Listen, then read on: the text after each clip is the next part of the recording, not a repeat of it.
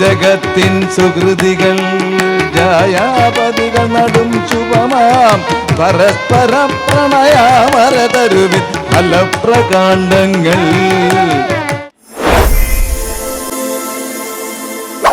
നിങ്ങളൊക്കെ പരിണാമ സിദ്ധാന്തത്തിൻ്റെ ചില പാഠങ്ങൾ പഠിക്കുന്നവരായിരിക്കും.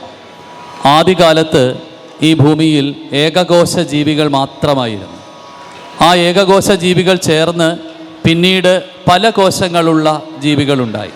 അങ്ങനെ ഭൂമിയിൽ പുഴുക്കളും പക്ഷികളും മരങ്ങളും ഒക്കെ ഉണ്ടായി. മനുഷ്യരവസാനമുണ്ടായി. ഇതിൽ ആകാശത്തുകൂടി പറന്നു നടക്കുവാൻ കഴിവ് നേടിയ ഒരു ജീവിയാണ് പക്ഷി. അതിന് വലിയ ചിറകുകളുണ്ട്, ആകാശത്തോട്ട് പറക്കാൻ സാധിക്കും. എന്നാൽ അങ്ങനെ പറക്കാൻ സാധിക്കാത്ത, നടക്കാൻ പോലും സാധിക്കാത്ത ഒരു ജീവിവർഗമാണ് വൃക്ഷങ്ങൾ. ആ വൃക്ഷങ്ങളും പക്ഷികളും തമ്മിൽ ഏതെങ്കിലും തരത്തിൽ ബന്ധമുണ്ടോ? ആകാശത്തുകൂടി പറക്കുന്ന പക്ഷിക്ക് അതിൻ്റെ അടുത്ത തലമുറയെ സൃഷ്ടിച്ചെടുക്കുന്നതിന് വേണ്ടി കൂടുകൂട്ടേണ്ടത് വൃക്ഷങ്ങളിലാണ്. ആ വൃക്ഷങ്ങളിൽ കൂടുകൂട്ടി മുട്ടയിട്ട് അടയിരുന്ന് ആ മുട്ട വിരിയുമ്പോൾ അത് ആ കുഞ്ഞുങ്ങൾക്ക് ആഹാരം തേടി പോകുന്ന പക്ഷി. അപ്പോൾ ഈ പക്ഷിയുടെ അടുത്ത തലമുറയ്ക്ക് കാവലിരിക്കുന്നത് വൃക്ഷങ്ങളാണ്. വൃക്ഷങ്ങളാണ് പക്ഷികളുടെ വളർത്തമ്മമാർ എന്ന് പറയാം. ഇതേപോലെ ഈ വൃക്ഷങ്ങളുടെ വിത്തുകൾ കൊക്കിലെടുത്തുകൊണ്ട് ദൂരേക്ക് പറന്നുപോയി പലയിടങ്ങളിലായി നിക്ഷേപിച്ച് വൃക്ഷങ്ങളുടെ വളർത്തമ്മമാരാകുന്നു പക്ഷികൾ. അങ്ങനെ വൃക്ഷവും പക്ഷിയും തമ്മിൽ എന്തൊരു ബന്ധമാണ് ഈ പ്രപഞ്ചത്തിൽ കാണാൻ സാധിക്കുന്നത്. ഒന്ന് മറ്റൊന്നിന് തുണയാകുന്നു, ഒന്ന് മറ്റൊന്നിന് ഇരയാവുകയല്ല, ഒന്ന് മറ്റൊന്നിന് സഹായിയാവുന്നു, തുണയാവുന്നു. ഈ ചിത്രം പ്രകൃതിയിലുണ്ട്. ഈ ചിത്രം കാണുമ്പോൾ നമുക്ക് മനസ്സിലാവുന്നത് ഒന്നും വേറെ വേറെ നിൽക്കുകയല്ല, ഒന്ന് മറ്റൊന്നിനെ ആശ്രയിക്കുന്നു, അതേപോലെ അത് തിരിച്ചും ആശ്രയിക്കുന്നു. ഈ വൃക്ഷവും പക്ഷിയും തമ്മിലുള്ള ബന്ധം പോലെ എല്ലാ ബന്ധങ്ങളും നമുക്ക് മനുഷ്യരും ജീവജാലങ്ങളും തമ്മിലുണ്ട് എന്ന് തിരിച്ചറിയിക്കുന്നതാണ് സ്നേഹത്തിൻ്റെ അടുത്ത ഭാഷ്യം. വിരിഞ്ഞു നിൽക്കുന്ന ഒരു പൂവ്, പൂന്തോട്ടത്തിലേക്ക് നിൽക്കുന്ന പൂവിനെ കണ്ടാൽ ആ പൂവ് അതിൻ്റെ മനോഹരമായ സുഗന്ധത്താൽ വണ്ടിനെ അങ്ങോട്ട് വിളിക്കുകയാണ്, ശലഭങ്ങളെ അങ്ങോട്ട് വിളിക്കുകയാണ്. എന്തിന്? ആ ശലഭങ്ങൾക്ക് സദ്യ ഒരുക്കിക്കൊണ്ട് നിൽക്കുകയാണ് പൂവ്. ആ പൂവിൽ വന്നിരിക്കുന്ന ശലഭമാവട്ടെ ആ പൂവിൻ്റെ വംശത്തിന് തുടർച്ചയാകുകയും ചെയ്യുന്നു. അങ്ങനെ വണ്ടും പൂവും പരസ്പരം ആശ്രയിക്കുന്നു. പൂവിൻ്റെ തുടർച്ചയ്ക്ക് വണ്ടു വേണം, വണ്ടിൻ്റെ തുടർച്ചയ്ക്ക് പൂവും വേണം. ഇങ്ങനെ പരസ്പരമുള്ള ആശ്രയത്വത്തിലൂടെയാണ് ഈ പ്രപഞ്ചം ജീവിച്ചു പോകുന്നത് എന്ന് ഉള്ളൂര് കണ്ടെത്തുന്നു. ആ മനോഹരമായ സ്നേഹത്തിൻ്റെ തുടർച്ചയാണ് നമ്മൾ ഓരോരുത്തരും. അച്ഛൻ, അമ്മ ഇവരുടെ പരസ്പരാശ്രയത്വത്തിൽ നിന്നാണ് നമ്മൾ ഉണ്ടാവുന്നത്. അച്ഛനും അമ്മയും കൂടി സ്നേഹത്തിൻ്റെ ഒരു ചെടി നടുന്നു. അങ്ങനെയാണ് ഉള്ളൂർ എഴുതിയിരിക്കുന്നത്.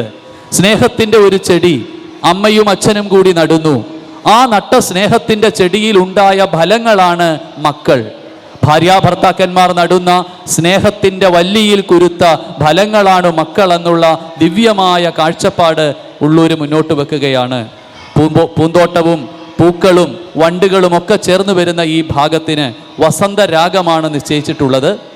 വസന്തരാഗത്തിൽ ആദിതാളത്തിൽ ഈ വാങ്മയം വിരിഞ്ഞു നിൽപ്പൊരു സുമം അളിയത്തൻ വിശിഷ്ടഗന്ധത്താൽ വിവിക്ത വിരസം വീണ്ടും വീണ്ടും വിളിപ്പു സവിധത്തിൽ. ആ വണ്ടിന് മടുമലർ വേണം, ആ മലർന്ന പൂവിന് വണ്ടും വേണം. ഈ ഭൂമിയെ സ്വർഗമാക്കുന്ന ആ സ്നേഹത്തിൻ്റെ മാധുര്യം പൂക്കളെയും പൂമ്പാറ്റകളെയും ഉദാഹരണമാക്കിക്കൊണ്ട് ഇവിടെ അവതരിപ്പിക്കുകയാണ്.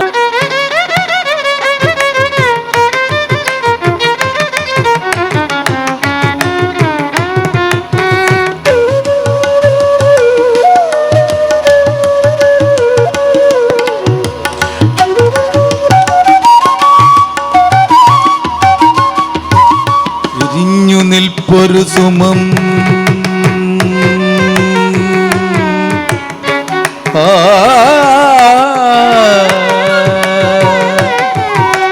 വിരിഞ്ഞു നിൽപ്പൊരു സുമം അളിയെ തൻ വിശിഷ്ടഗന്ധത്താൽ വിവിക്ത വിരസം വീണ്ടും വീണ്ടും വിളിപ്പു സവിധത്തിൽ.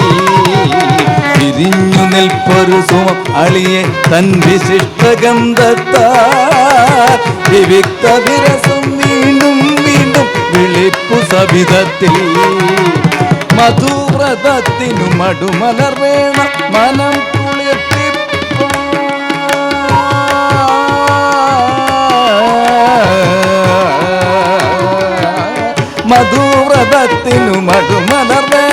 മനം കുളിർപ്പിപ്പാൻ മലർന്ന പൂവിനു വണ്ടും വേണം മഞ്ഞിരുവിണ്ടാക്കാൻ മലർന്ന പൂവിനു വണ്ടും വേണം മഞ്ഞിരുവിണ്ടാക്കാൻ പ്രജകൾ ജഗത്തിൻ സുഹൃതികൾ ജായാപതികൾ നടും ശുഭമാം പരസ്പര പ്രണയാമരതരുവിൻ ഫലപ്രകാണ്ഡങ്ങൾ പ്രജകൾ ജഗത്തിൻ സുഹൃതികൾ ജായാപതികൾ നടും ശുഭമാ പരസ്പര പ്രണയാമരതരുവിൻ ഫലപ്രകാണ്ഡങ്ങൾ തിരിഞ്ഞു നിൽപ്പൊരു സുമം വിരിഞ്ഞു നിൽപ്പൊരു സുമം വിരിഞ്ഞു നിൽപ്പൊരു സുമം ധനി സരി സനി ധമ ഗമ ധമ ഗരി സനി വിരിഞ്ഞു നിൽപ്പൊരു സുമം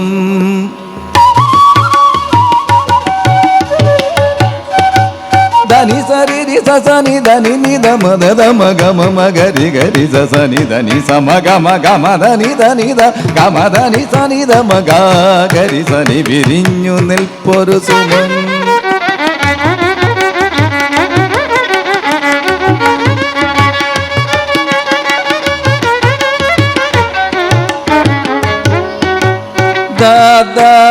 ധനി നി ധമ ധമ ഗമ ഗമ ഗമ ഗമ ഗരി സനി ധനി സരി സരി രി സനി സരി സമ ഗമ ഗരി സനി സമ ഗമ ധമ ഗമ ഗമ ധമ ഗമ ഗ ഗമ ഗമ ഗരി സമ ഗമ ഗമ ധമ ഗമ ധനി ധനി ധമ ഗമ ധനി സനി ധനി സരി